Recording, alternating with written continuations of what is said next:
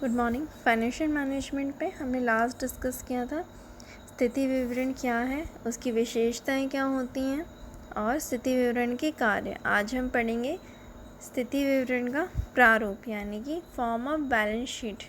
ठीक है, तो स्थिति विवरण के प्रारूप भी दो तरह के हैं, जिसमें पहला जो कि गैर निगमी संस्थाओं के लिए, ठीक है, गैर निगमी संस्था जैसे कि जो एकांकी व्यापार है फर्म की, उसमें क्या है, फर्म की स्थिति विवरण को कैसे क्षैतिज रूप यानी कि हॉरिजेंटल फॉर्म में बनाया जाता है। क्षैतिज रूप में यानी कि हॉरिजेंटल फॉर्म में बनाया जाता है।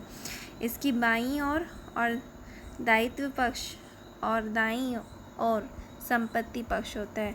बाईं ओर यानी कि लेफ्ट साइड लायबिलिटीज़ होती हैं और राइट साइड्स एसेट्स होते हैं। ठीक है, इसे स्थायित्व एवं तरलता क्रम में बनाया जाता है। ठीक है, और दूसरा है हमारा निगमीय संस्थाओं के लिए, जो कि कंपनी अधिनियम 2013 के अनुसूची 3 के अनुसार उद्रग या प्रतिवेदन यानी कि वर्टिकल और रिपोर्ट प्रारूप में बनाया जाता है। ठीक है, उद्रग या प्रतिवेदन प्रारूप में बनाया जाता है। इसमें समता एवं दायित्वों यानी कि जो इक्विटी एंड लायबिलिटीज़ हैं उनको ऊपर की ओर और संपत्तियां हैं उन्हें यानी कि एसेट्स उनको नीचे की ओर दर्शाया जाता है। ठीक है, इसमें चालू वर्ष के आंकड़ों के साथ साथ ही या जो गत वर्ष के आंकड़े होते हैं उनको भी दर्शाया जाता है। जैसे कि बैकग्राउंड में आपको दिख ही रहा है फॉर्म यानी कि जो प्रारूप है वित्तीय विवरण का, स्थिति विवरण का।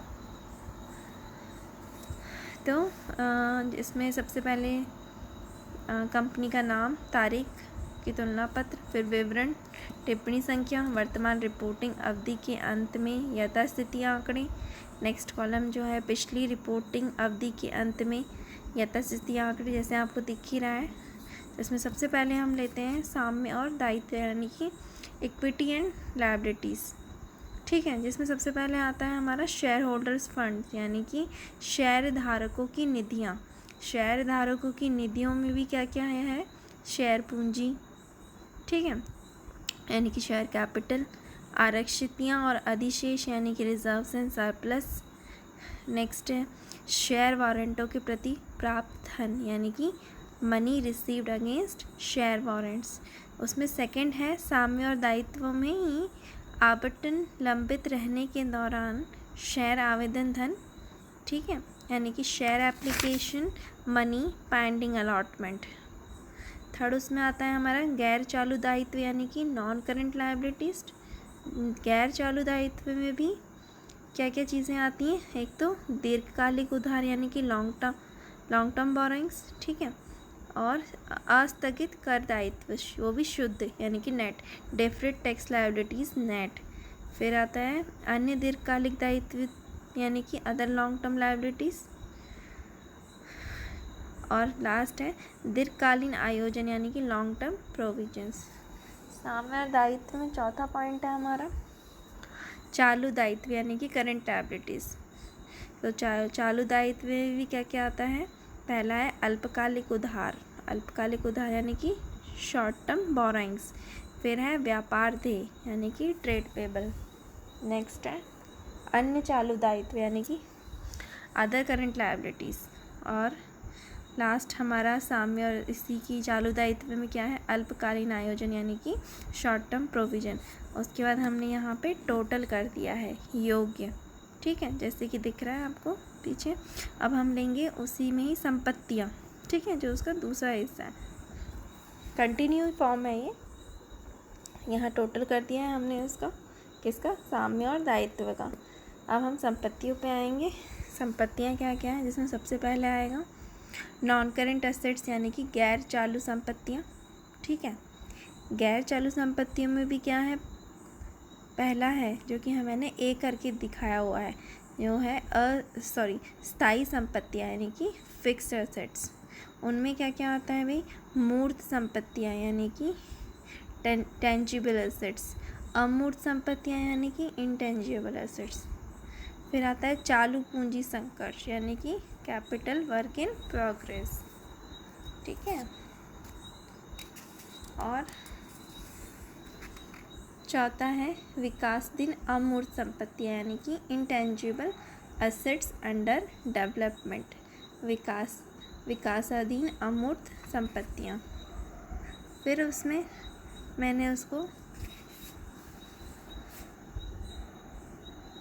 गैर चालू निवेश यानी कि नॉन करेंट इन्वेस्टमेंट्स, ठीक है।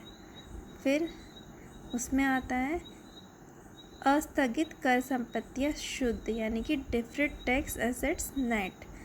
नेक्स्ट है long term loans and advances यानी कि दीर्घकालिक ऋण और अग्रिम, दीर्घकालिक ऋण और अग्रिम। फिर है अन्य गैर चालू संपत्तियाँ यानी कि अदर नॉन करेंट एसेट्स। फिर अब होता है हमारा सेकंड शुरू होता है सेकंड पॉइंट यानी कि करंट एसेट्स यानी कि चालू संपत्तियाँ, जैसे कि दिख रहा है सेकंड करके मैंने 2 नंबर डाला हुआ है जिसमें सबसे पहले हम ए ले रहे हैं यानी कि जो है चालू निवेश, करंट इन्वेस्टमेंट्स। किस में है ये? चालू संपत्तियों की हम बात कर रहे हैं, सेकंड पॉइंट जो है हमारा। फिर है इसमें सामान सूची यानी कि इन्वेंट्रीज। फिर है व्यापार क्रय यानी कि ट्रेड रिसीवेबल्स। फिर है नकद और नकद समतुल्य यानी कि कैश एंड कैश इक्विवेलेंट्स, ठीक है, नकद और नकद समतुल्य। फिर है अल्पकालीन ऋण और अग्रिम यानी कि short term loans and advances. और सबसे लास्ट में है अन्य चालू संपत्ति यानी कि अदर करंट एसेट्स। और फिर यहाँ हमने टोटल कर दिया है लायबिलिटीज़, इक्विटी एंड लायबिलिटीज़ और एसेट्स की टोटल दोनों इक्वल होने चाहिए। अभी हम उस बैलेंस शीट को टैली मानेंगे। इसमें कुछ निर्देश भी दिए गए हैं बैलेंस शीट को यानी कि चिट्ठा बनाने के लिए कुछ निर्देश हैं जो कि इस तरह से हैं। सबसे पहला निर्देश जो दिया गया है, कंपनियों का जो चिट्ठा है वो हमेशा उद्रक या प्रतिवेदन यानी कि वर्टिकल और रिपोर्ट फॉर्म प्रारूप में ही बनाया जाता है, ठीक है। दूसरा, चिट्ठे में चालू वर्ष के आंकड़ों के साथ ही पिछले वर्ष के आंकड़े भी दर्शाए जाते हैं।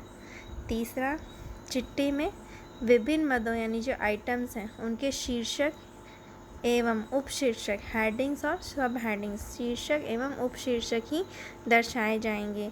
मदों से संबंधित विवरण को चिट्ठे के नीचे नोट्स टू अकाउंट्स जो होते हैं, ठीक है, उनको उसमें दर्शाया जाएगा, ठीक है। मदों से संबंधित जो विवरण हैं चिट्ठे के उनको नोट्स टू अकाउंट में दर्शाया जाएगा।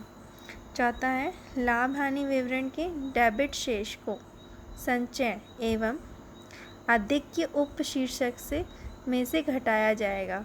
इस प्रकार जो संचय एवं आधिक्य का शेष है ऋणात्मक भी हो सकता है, ठीक है, यानी कि नेगेटिव भी हो सकता है।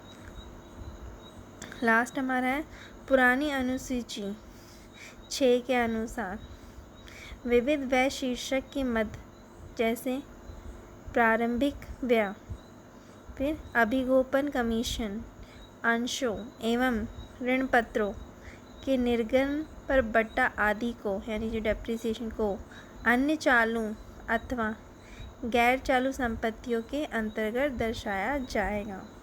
यदि ऐसे व्ययों को 12 माह के भीतर अपलिखित किया जाए तो इन्हें चालू संपत्ति शीर्षक में, और यदि इन्हें 12 माह पश्चात अभिलिखित किया जाए तो गैर चालू संपत्ति शीर्षक में दर्शाया जाएगा।